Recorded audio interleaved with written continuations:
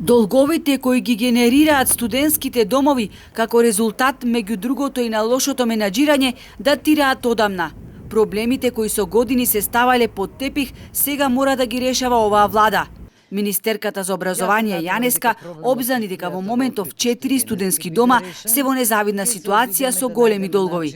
Еден од нив е и Охридскиот студентски дом Никола Карев, во кој поради неплатени сметки за електрична енергија, 2 дена студентите седат без струја. Министерството ќе помогне во решавање на овој проблем, но ќе треба да се направат измени во начинот на функционирање на домовите, вели ресорната министерка.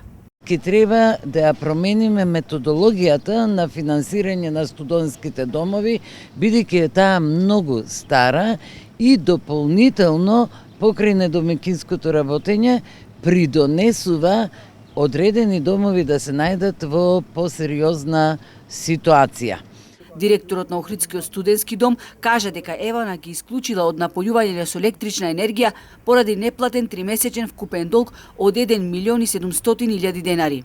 Проблемот со добивањето на електричната енергија во текот на денот добивме известност денес е решен, односно дека со одлука на влада ќе поминат тие средства кои што ДСВ Никола Карев ги должи на Евана. Оние кои се нафаќаат со менаџирање на студентските домови треба многу одговорно да си ја вршат работата, оти долговите тешко се враќаат, порача министерката Јаневска. Годинава треба да се донесе и нов закон за младински стандард, во кој што меѓу другото ќе има и нов модел на финансирање на студентските домови. Инаку Министерството за образование наследило долг од 5 милијарди денари.